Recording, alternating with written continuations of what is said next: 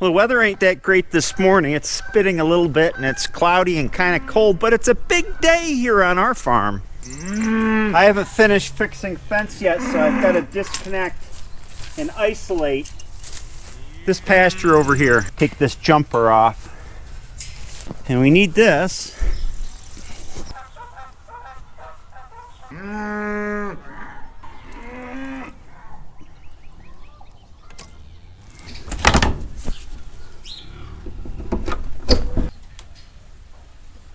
I'm pretty sure this fence is good and hot, but I'm just going to test the voltage to make sure.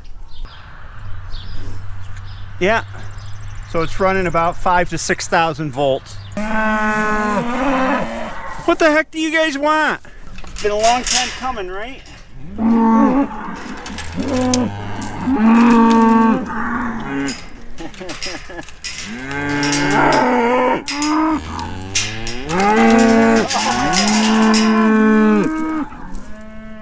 Here we go.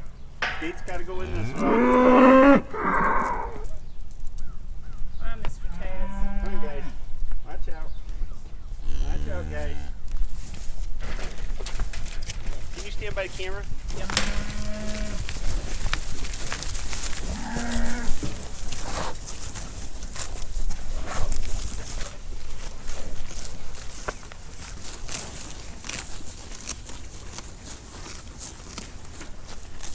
Listen to that sound.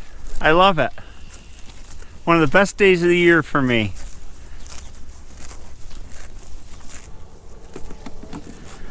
Hey, Ezra.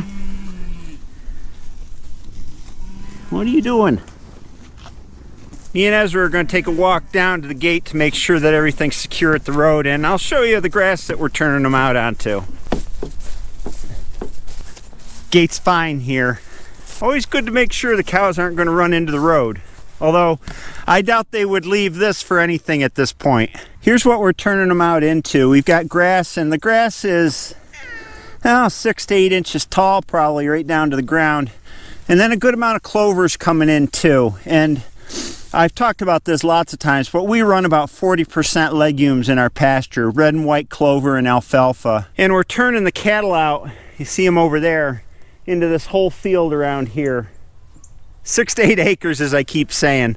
They'll run through this fast. The whole field they'll graze, and we won't let them graze it down too far, and then we'll quickly rotate them over into the other fields. They'll be on this field for less than a week. In addition, in these early days of grazing with the fine forage, we leave the barn open to the cows as well so that they can go in and get roughage, hay, to kind of balance their diet out. Although they won't eat much of it when they're out on this grass. Lots of dandelions coming up too. The cows love these, and at this time of year, I do too. They make a good salad. The reason we put up the electronet by the chicken boxes here is if we don't, the cows will use anything as a scratching post and they'll get into the chicken wire and mess them all up. Believe me, we've had it happen before. Here they all go.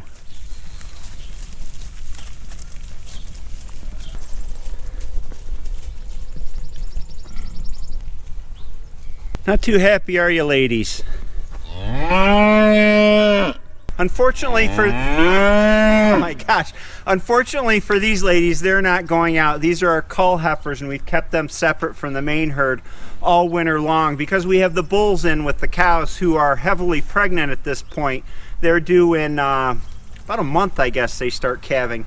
So the bulls are out with the rest of the cattle grazing, and the bulls will remain with them till probably the end of this month, and then we'll sequester the bulls in the barn in the winter pasture, keep the rest of the herd out, let these ladies out with the rest of the herd to fatten up on grass before going to the butcher, and then the bulls will stay in the barn until breeding season starts in late July or August. We got surprises hiding all over the place on the farm. These are shiitake mushroom logs, and they're just maple logs that we've inoculated with shiitake spore, and we've got mushrooms. Some of them are overripe, but they're good mushrooms. They are one of the most tasty mushrooms you can get. We've got them stashed all along in the pine grove here because they like to grow under pines. And if I don't check them every single day, they go like this. These are a little bit overripe, but I'll still eat them. These ones are just starting to fruit. Howdy, pickers.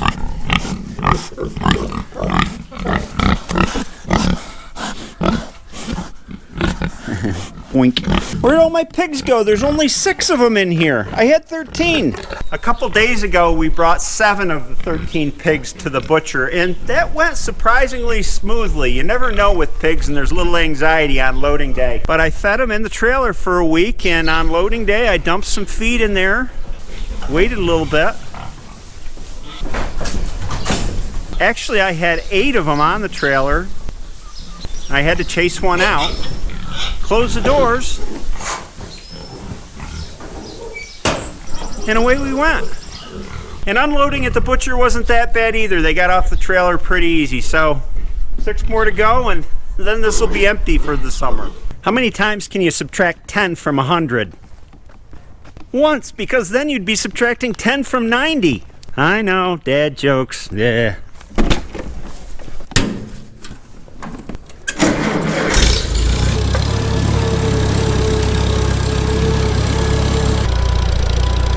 Well, I gotta go out and fix some more fence. Fixing fence is one of those spring jobs. It's kind of like spreading manure. It's a gradual process. I do it in odd times that I have when I'm not busy with something else.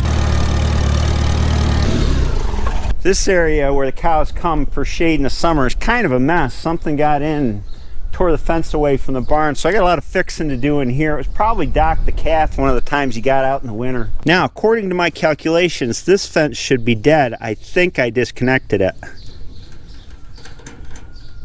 That's the only way to know for sure. Well, I guess I could have used a tester.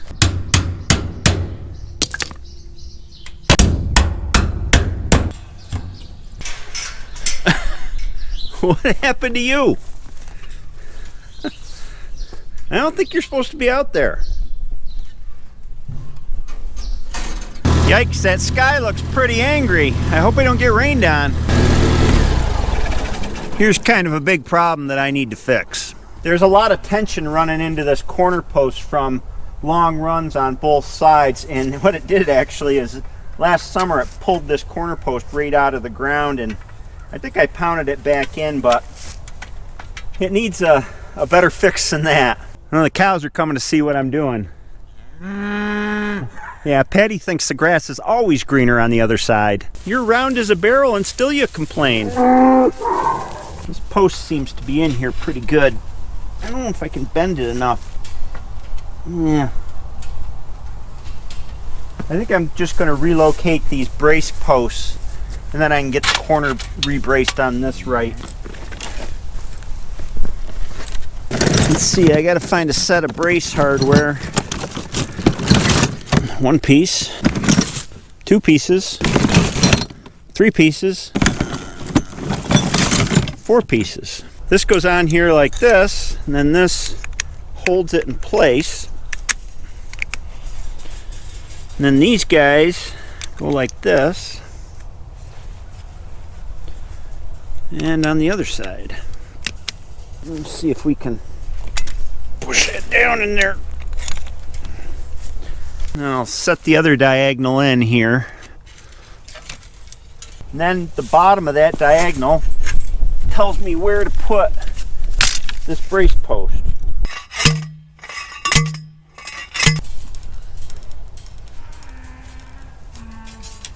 These wires in. I have a few jokes about unemployed people, but it really doesn't matter because none of them work.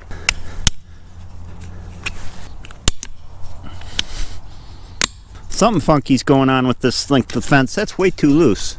I guess we're gonna have to drive down the line and see what's happening. Well, let's see if it's broken someplace along the way. Yep, there's the brake.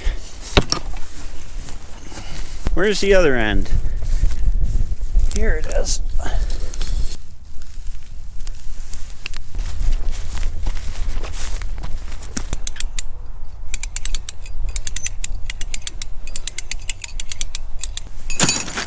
You know, one thing I don't understand is people's infatuation with four-wheelers and utility vehicles for getting around the farm. This Super C here is almost trouble-free. I dare say more trouble-free than a four-wheeler or UTV would be. And it does everything and more. It's easy to get on. I can tool around the fields on it. I can tow a wagon. I don't understand it. Four-wheeler sounds like a lot of money, and a UTV even more money for not really a lot of advantage. Then again, maybe a lot of people like going faster than I do, but I take my time getting places. Look, there's a Canada goose. He might be Canadian. You never know. Hopefully this will be the last load of hay that we need to get. Our daughter had her driver's test the other day. She got 8 out of 10. The other two guys jumped clear. Oh boy.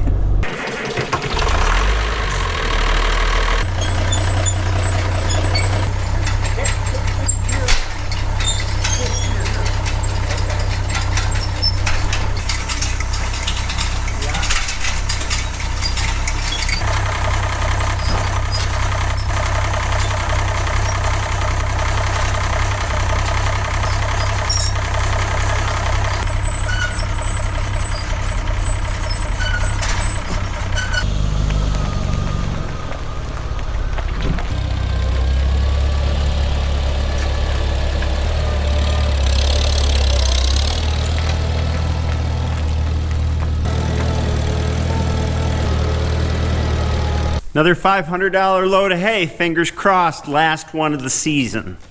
Hey Doc, how are you doing? You know, you guys got a salt lick outside. You can get all the salt you want, but you like people salt better.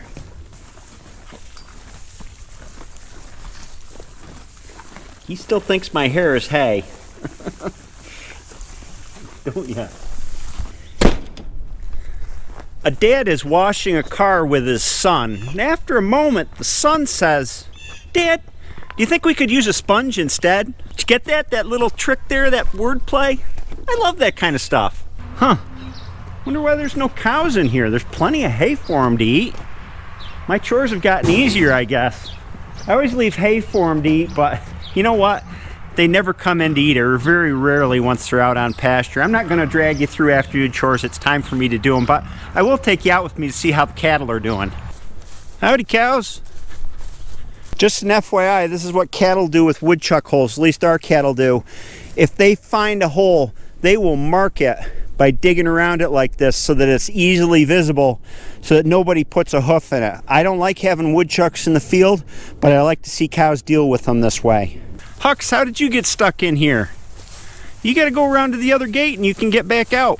You got to get yourself all the way over there and you can come back out in the pasture.